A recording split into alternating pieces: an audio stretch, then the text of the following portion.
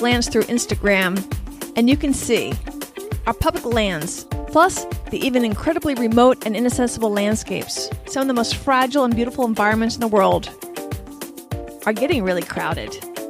And I get it. You want to see them. I want to see them. They're special for a reason. So what can we do to make these lands and make these environments and our impact on them more sustainable? Today, we're going to look at our impact, both positive and negative, on the people and the landscapes of the places that we visit.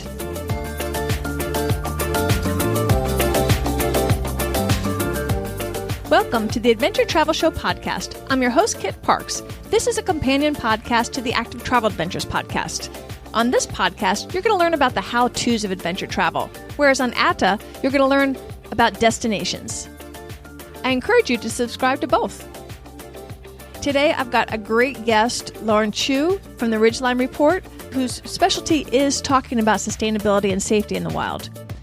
And it's a great interview. I can't wait to share it with you. So without further ado, let's get on with our interview with Lauren.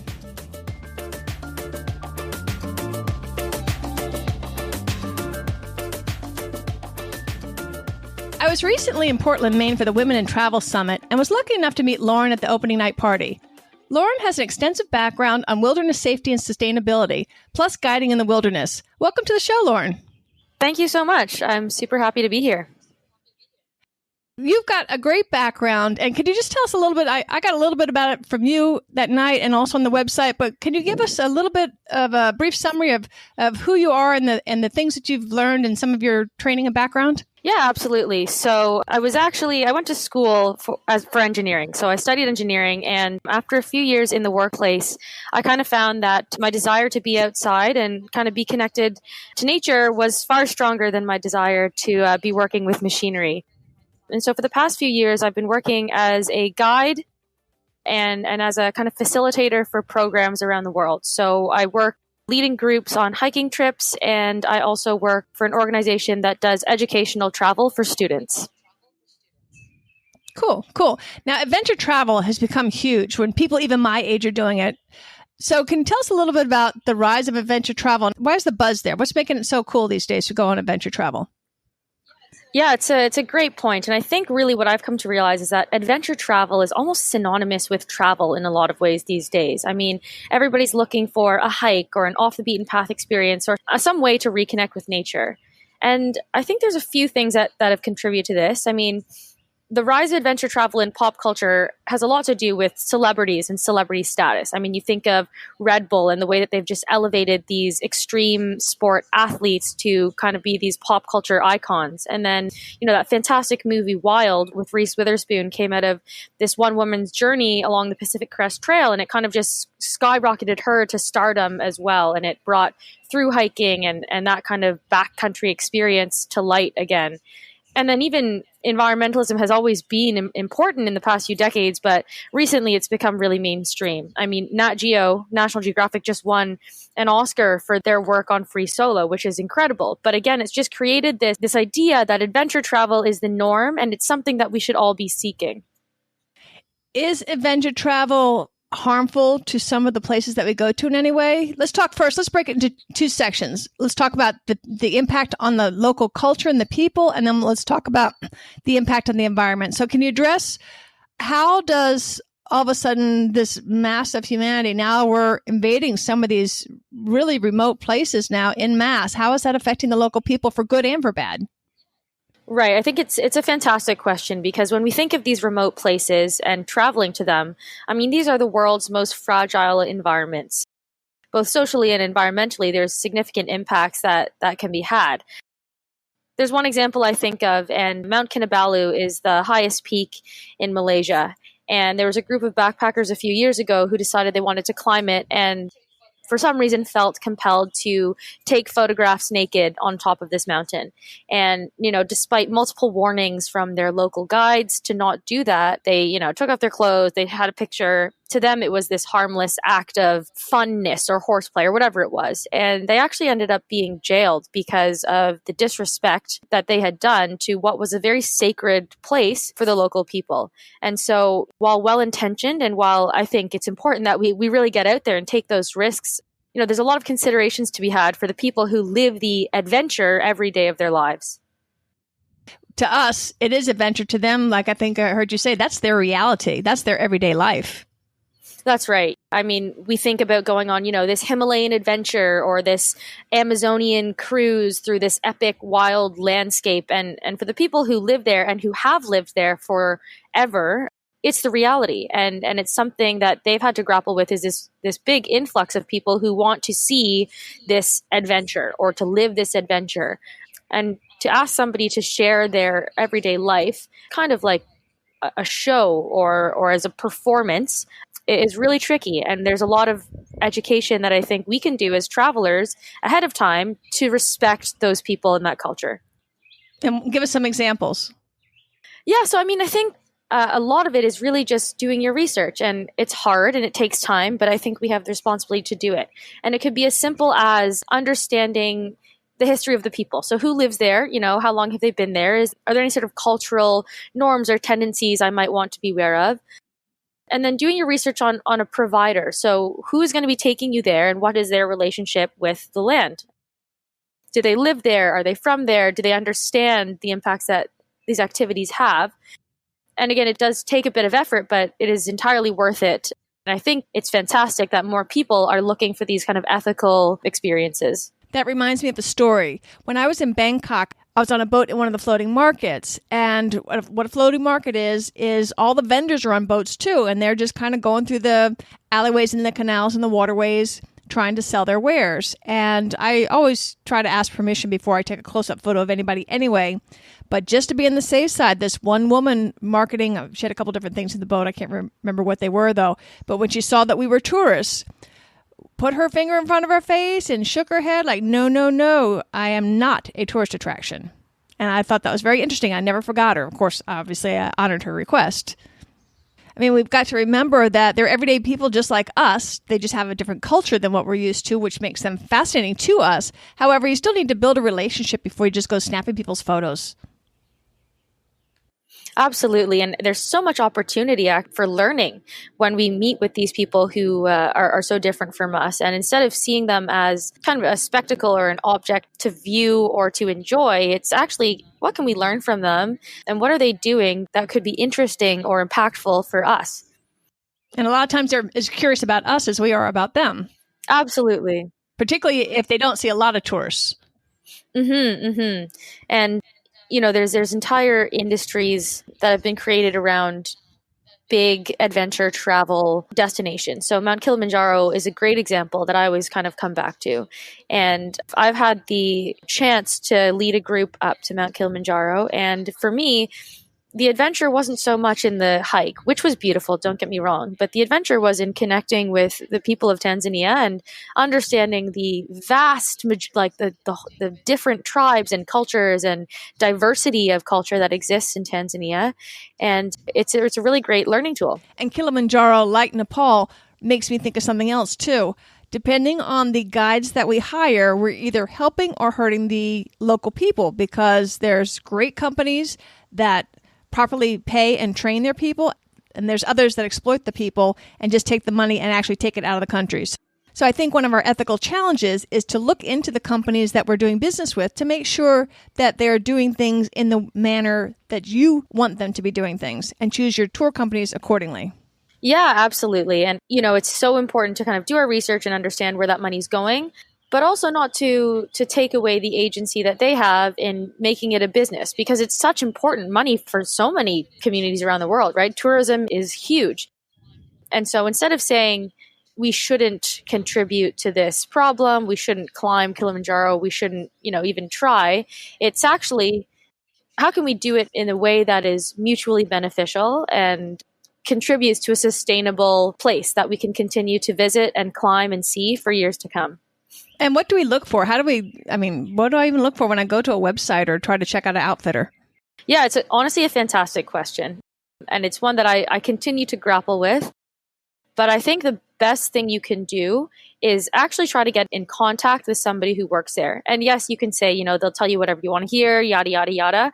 But if you ask questions around, how do they pay their employees? How do they hold themselves accountable? What are their policies around social justice or environmental justice? Or, what measures do they take to ensure that the way that they operate is just and fair to their employees? And another thing that I've actually liked doing is reaching out to somebody who's gone on a tour with one of these companies before. So, on TripAdvisor, on any kind of review site, it's a great place to find up-to-date information. And so I'll comment on one of the most recent reviews and say, hey, would you mind if I reached out to you? I just have a couple of questions to ask about how you found their policies around XYZ to be, or whatever it is. And those are a few things that I typically do just to kind of do some surface level vetting of the companies that. On balance, do you think that this explosion of travel into some of these remote areas is, as far as the people and the culture go, a benefit or a detraction, or is it a balance, or where do you stand on that? Yeah, I think I am a huge proponent of adventure travel. I think it is fantastic, and I think we should continue to encourage people to take risk and to go outside their comfort zone, because that's where the learning happens. I mean, that's, to me, the most exciting part of travel is when you learn something, you see something differently, or you understand something in a slightly different way. And so I think it is really important to continue to seek these experiences. But I think it's important to recognize that these experiences don't come free, right? There's a cost. And will this ever be sustainable? It's a tough word to use, right? Sustainability is more of an ideal than a reality. But I think the more that we have conversations around principles surrounding, leaving no trace, or ethical travel, or, who does this benefit, we can certainly work towards a kind of a more humble and curious type of traveler. And at least in my experience, it seems that the people are grateful for the tourist dollars that are coming into their local towns and villages. That's exactly it, right? I mean, they are business people. They are smart, entrepreneurial workers who are looking to be involved with this global economy. And we should certainly be able to take part of that as well. So let's switch gears then, and let's talk about adventure travel and its impact on the environment. You had mentioned earlier that we're talking about going into some of the world's most fragile areas. I can't remember where it was. It might have been in Glacier National Park. We were up pretty high, and the only vegetation was some little mossy lichen on the rocks. And I think they said that it took decades for that lichen to grow. So when you left the trail and got off trail, you were actually harming decades worth of growth. Can you talk a little bit about this invasion of the people trying to seek out all these cool environments, which, I'm all gung-ho like you on adventure travel, but I do see that as many people get out there that we're not necessarily treating the land with as much respect as we should be. That's a great point. And it's something that is super, super important to recognize. These are the world's most fragile environments. And lichen like that, similar to Kilimanjaro, it grows at a rate of a few millimeters per year, right? So, this is some of the most resilient, but yet fragile at the same time, vegetation and life. And I think there's kind of this disconnect between our impact and the reality. So you can think that, there's just so much space out here. It's just so vast. It's so big and it's so beautiful. Like my walking off the trail for a short time, or me, climbing up this rock to see this different viewpoint isn't going to make a big difference. But in reality, the more people that do that over time, the bigger the effect that there is. And so, leaving no trace is exactly that. It's leaving no trace of you being there. But more than that, to me, it's the golden rule. Leave a place the way that you would like to find it, right? And so it means staying on the trail. It means camping in designated areas. It means, not making huge bonfires. It obviously means not leaving trash. And I think the more that we can instill that in people as the norm, and not as something that we wish to do, but instead something that we have to do and are supposed to do, the better off we'll be. Yeah, I remember when I was doing some sections of the Appalachian Trail, I would get so irritated with some of the hikers out there because nobody wants to carry weight. You're backpacking. So I get it. We all want to minimize the weight. But when they'd leave their garbage or burn unburnable garbage in the fire areas, I'm like, they came out here for the beauty, and then they're marring it for the rest of us. And that really get in my craw a little bit. No kidding. Yeah, I feel the same way. And, it's tough I'm not going to say don't make fires, and I'm not going to say that you can't go to these places, but there's certainly a level of responsibility that I think we have to take for each other, really. It's looking out for each other. So let's talk about it. So of course we want to stay on the trails, and obviously you don't want to cut any live vegetation, trees or branches to make your fire. Can you just identify leave no trace? I know you talked a little bit about that, but in a nutshell, what does that mean for people when it regards to human waste and toilet paper in their trash? Sure. Toilet paper is kind of one of my favorite things to talk about in a funny way. So leave no trace principles are kind of these ethics. It's a kind of a code of ethics that people who travel outdoors and visit these backcountry areas kind of should abide by. And again, the idea is that you leave a place the way that you found it and the way that you would like to find it. And so it means, taking only pictures and not leaving garbage. And toilet paper is an interesting one.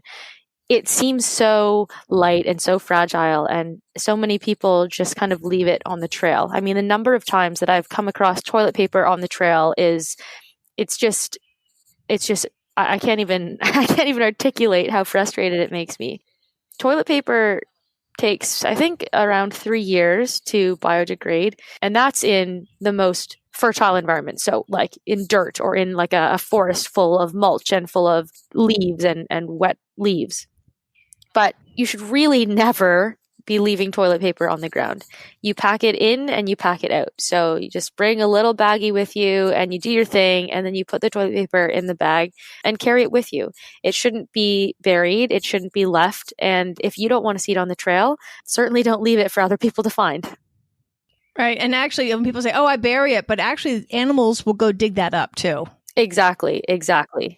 And speaking of like the biodegrading, one of the most irritating times I was in the little town of Cassis France, and there was this huge cliff bluff that it was just like a straight up hike to get up there. And I'm up there first thing in the morning. I got the whole thing to myself. It's absolutely beautiful, except for all along the path was toilet paper because it hardly ever rains, so it doesn't decompose. And it was disgusting. That's right. So anyway, I always tell people, bring a baggie, label it trash so you don't get it confused in your little backpack, and always throw all your junk in there. And then when you get to town, you can dump it and use a fresh bag if you want. You never have to go in it, so it's not a big deal. Yeah, there's even some places now, when I interviewed Mike about rafting the Colorado River, they had a brown bag. They even had to pack out all of their human waste. That's exactly it. Yeah. And so is that common in many places, or is that just in some of the really fragile places or parks? I would say that's kind of the ideal, but is it practiced everywhere? No. And, in Canada, or in Ontario anyway, in the places that I spend time canoe tripping in the summer, there's what we call treasure boxes, right? And so they're set up by, Ontario Parks or Parks Canada, and they're boxes for you to use as a toilet. And so this is kind of their way of focusing or only putting human waste in one place. And so please use those treasure boxes. They're there for a reason. Okay, I'd never heard about that before. That's new news. Cool. So overall, do you have some overall thoughts about our impact in the world doing adventure travel?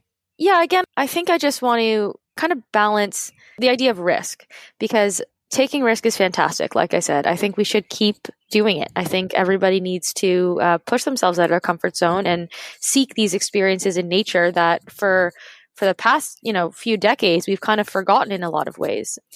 So that's one side of it. And I guess my final thoughts are, the more conversations we have and the more we hold each other accountable when it comes to safety and sustainability in adventure travel, we can certainly work towards a type of traveler and a world and an industry that is sustainable and collaborative and mutually beneficial to everybody involved. And I think we'll get there, and I think we can work to get there. And I'm excited to be a part of this new movement of travelers who care.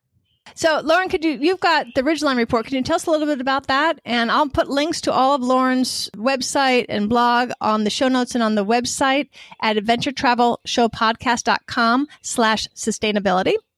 And so, Lauren, can you tell us a little bit about the Ridgeline Report and whatever else you're up to? Yeah, sure. So the Ridgeline Report is my personal blog, and on it I kind of talk about hiking and biking and canoe tripping in Canada and around the world.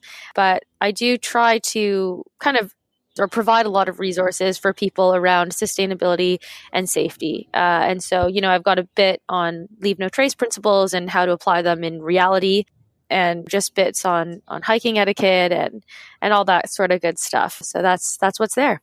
Well, I'll be sure, like I said, I'll be sure to link to all that. Lauren, I sure appreciate you coming on the show. Thanks so much. Thank you so much for having me. It's been a pleasure. Our thanks to Lauren for coming on the show. She's sure given us a lot to think about and to chew on as we plan our future adventures. Some questions we need to ask ourselves is, are we considering the impact that we're making on both the local culture and the environment when we do our adventures? And what are some of the things that we can do to have a positive impact and minimize our negative impacts?